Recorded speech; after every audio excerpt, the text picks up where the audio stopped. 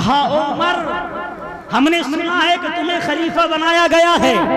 उमर ने कहा हाँ मुझे खलीफा बनाया है। तो बच्ची ने कहा जल्दी चलो, अबू बकर जब तक खलीफा रहे ना हमारी बकरी का दूध दूकर आते थे, जिन बकरी का दूध हम बेचकर अपना गुजारा करते थे। हमारे बाप का इंतकाल हो गया है, हमारी छोटी छोटी बहनें हैं, कोई बकरी का दूध दूने वाला नहीं है। इतना सुना उमर ने, आंखों में आंसू आ गए हजरत उमर के, और मस्जिद नबवी से निकले, चले उस छोटी सी बच्ची के पीछे। किसी ने कहा था ओ अमीरुल मोमिनीन उमर कहाँ जा रहे हो, बताओ तो सही। तो उमर ने कहा था तुम्हें पता नहीं है, अमीरुल मोमिनीन सिद्दीक अकबर जब तक खिलाफत पर है इस छोटी सी बच्ची का बकरी का दूध दूते रहे हैं। अब अबू बकर तो नहीं रहे हैं, लेकिन अब मुझे ये काम करना है। गए आंखों को साफ करते हुए उसकी बकरी का दूध दुआ, उस बच्ची को देकर आए और कहा था ओ छोटी सी बच्ची, जब भी तुझे जरूरत पड़े किसी काम की, कोई मिले ना मिले, तू उमर के पास आ जाना। कोई काम करे ना करे, उमर तेरा काम सबसे पहले किया करे।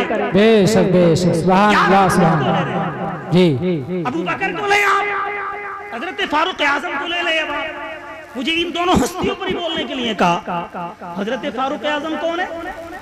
खिलाफत का दौर है और अदालत के चर्चे हैं फारूक आजम। हजरत फारूक आजम वो फारूक आजम है जिनकी दौर खिलाफत में जमीन भी डरती थी, चरिंदे परिंदे भी डरते, दरिया भी डरता था। हजरत फारूक आजम के जलाल से ना खुद शैतान रास्ता बदल लिया करता था। जब दरियाए नील एक साल में खुश्क होता ना तो वो भेंट मांगता। क्या मांगता था वो? भेंट। भेंट की एक कुंवारी लड़की सजाकर उसका श्रृंगार करने के बाद उस दरियाए नील में डाला जाता था, तब तो जाकर उसमें पानी आता था। लोग आए फारूक आजम की बारगाह में। फारूक आजम की बारगाह में एक रिवायत है कि लोग आए, एक आए नहीं बल्कि वहां से मिस्र से एक खत आया जिसमें लिखा हुआ था फारूक आजम दरियाए नील में एक लड़की को सवार कर श्रृंगार कर उसका दुल्हन बनाने के बाद दरिया में डाला जाता है, तब कहीं जाकर दरिया में पानी आता है। अब लोग खेतियों में नुकसान होना शुरू हो गया है, कहत का आलम हो गया है, बताओ तो क्या करें। एक खत लिखकर आया फारूक आजम की बारगाह में। फारूक आजम ने उस खत को पढ़ा तो एक खत लिख दिया, ऊपर लिखा बिस्मिल्लाहिर्रहमानिर्रहीम, नीचे लिख दिया ओ दरियाए नील सुन तो सर, अगर तू रब के हुक्म से बहता है तो पहले, अगर तू रब के हुक्म से नहीं बहता तो हमें तेरे पानी की कतन हाजत नहीं है, हमें तेरा पानी ना चाहिए। उस पर लिखा, अपने दस्तखत कर दिए, दे दिया गुलाम को और जाकर कहा कि दरिया में डाल देना। इतना खत लिया और लेने के बाद दरियाए नील में जैसे डाला ना, हजरत फारूक आजम का खत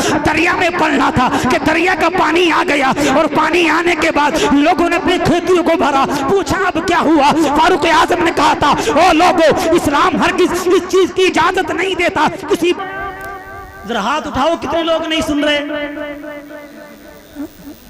अगर सुन रहे हैं तो बात को आगे बढ़ाया जाए। जी शान अबू बकर चल रही है, शान फारूक आजम चल रही है।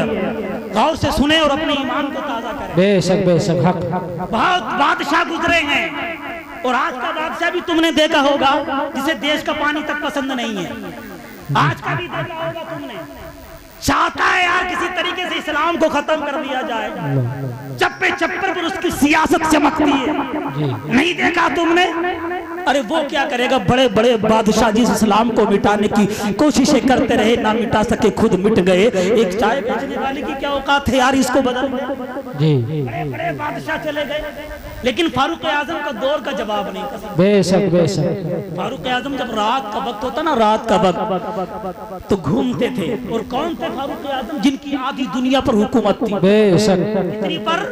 आधी दुनिया पर हुकूमत थी फारूक आजम। बेशक। रात का सन्नाटा था, घूम रहे थे बस्ती में। देखा एक दरवाजे से आवाज आ रही थी, बच्चों सो जाओ। बच्चे की रोने की आवाज आती, बच्चे रोते तो माँ कहती बेटे सो जाओ, अभी खाना पक रहा है, थोड़ी देर के बाद खाना मिलेगा।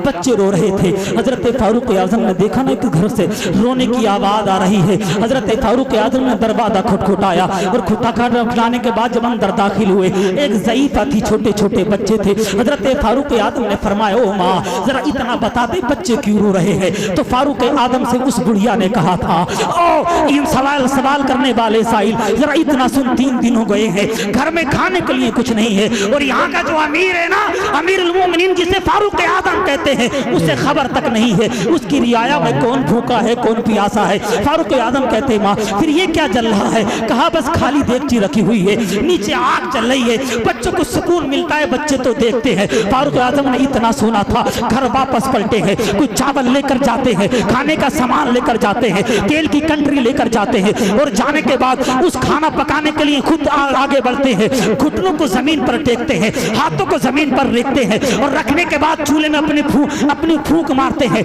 अपने मुंह से आग जलाते हैं। आग जली, खाना तैयार हो गया तो कहते हैं, ओ माँ सुन तो सही, तू फारूक आजम पर सवाल कर रही है, लेकिन हो सकता है तेरी खबर फारूक आजम को ना पहुंची हो, तेरे भूखे रहने की खबर फारूक आजम को ना पहुंची हो। बुढ़िया कहती है, नहीं नहीं बेटे तुम्हें पता नहीं है, एक जो अमीर होता है, जो बादशाह होता है, उसकी जिम्मेदारी होती है वो रियाया का ख्याल रखे, लेकिन वो कैसा फारूक आजम है जिसे इतना पता नहीं है मेरी रियाया में कौन भूखा है कौन प्यासा है, कैसा अमीर हो सकता है। फारूक आजम कहते हैं, वो माँ उस फारूक आजम को माफ कर दे, हो सकता है कि तेरी खबर उसे ना पहुंची हो, देख तो सही उसे ख्याल और रियाया की भी रहता है, कौन भूखा है कौन प्यासा है, वो हमा वक्त तो काम में रहता है, लेकिन उसे तू माफ कर दे। बुढ़िया कहती, नहीं नहीं बेटे उसे माफ ना करूंगी, बल्कि हश्र के मैदान में फारूक आजम का गरीबान पकड़कर आका की बारगाह में लाकर अर्ज करूंगी, हे आका तुमने ऐसे आदमी को अमीर बनाया था जिसे पता तक नहीं है कौन उसकी रियाया में भूखा मर रहा है।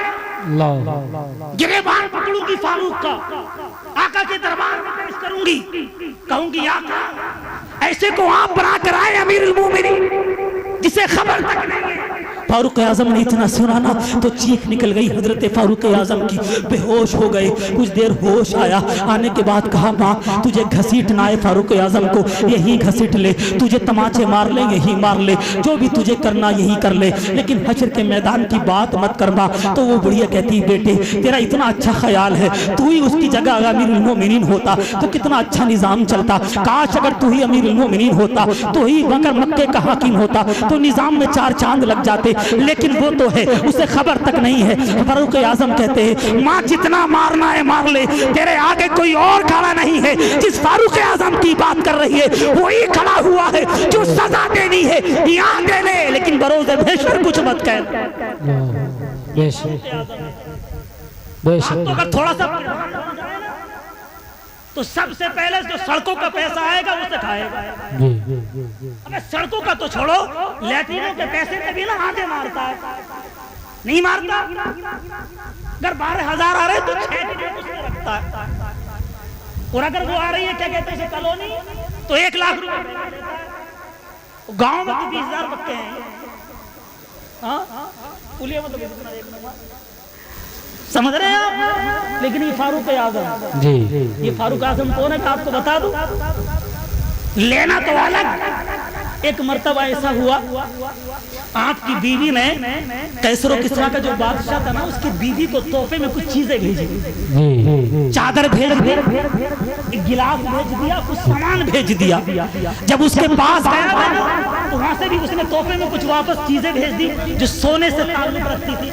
नारे तकबीर, नारे तकबीर, नारे तकबीर, नारे रिसालत, नारे रिसालत, मसलके आला हज़रत से जी। तो आपकी बीवी को बदले में उस कैसर के बादशाह की बीवी ने कुछ तोहफे में सोना भेजा, और जैसे फारूक आजम के पास वो आया ना तो आपने अपनी बीवी से कहा था, ये कहां से आया?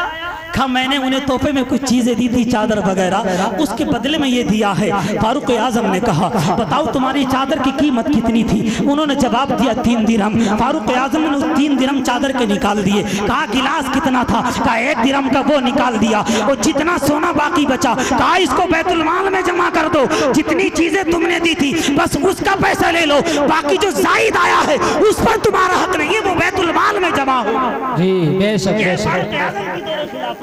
बेशक। मेंढकियों को जुकाम हो जाए, अगर वो छींकने लगे फारूक आजम को, उसका कोई इलाज थोड़ी।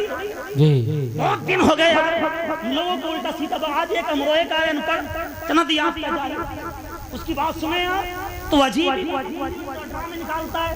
कभी वो तो कहता है कुरान में मुहर्रम बनाना है, कभी कहता है कुरान में, वो अजीब इंसान है। आप देखें उससे अगर पूछे आप तो बिस्मिल्लाह की तरकीब रखना हो, वो यार गलत बता, बिस्मिल्लाह की तरकीब नहीं होगी, मैं चैलेंज करता हूँ बिस्मिल्लाह है क्या? वो अपने आप को मौलवी कहता है। बहरहाल हम वो हैं यार, सिद्दीक अकबर की मोहब्बत को भी मानते हैं, फारूक आजम को भी मानते हैं। हजरत फारूक आजम रजी अल्लाह ताला ने अपनी जो जायज सोना था ना उसे बैतुल माल में जमा करा दिया और कानाने के बाद कहा इसो जो मेरी रियाया है ना, इस रियाया का इस पर हक है। यही फारूक आजम रजी अल्लाह ताला ने ईद का वक्त था, अपनी चंपल को सिलवा रहे थे अपनी बीवी से कहा मुझे ईद की नमाज पढ़ने के लिए जाना है।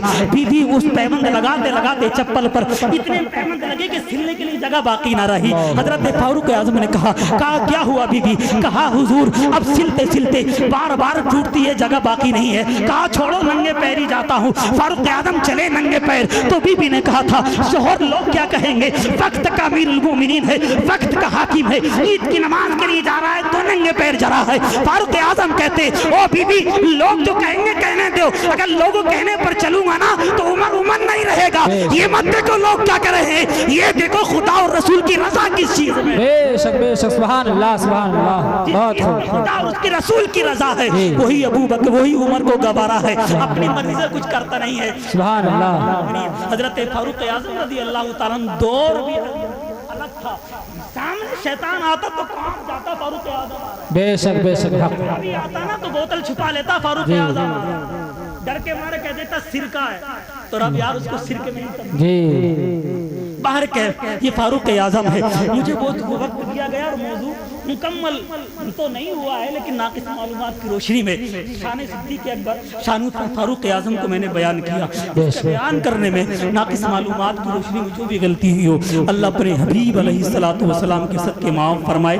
कलमा तक की पढ़िए मेरे साथ, ला इलाहा इल्लल्लाह मुहम्मदुर रसूलुल्लाह सल्लल्लाहु तआला अलैहि वसल्लम अस्तगफिरुल्लाह रब्बी मिन कुल्ली ज़ंबिन व अतूबु इलैह। अस्सलामु अलैकुम व रहमतुल्लाहि व बरकातुहू। वालेकुम सलाम व रहमतुल्लाह।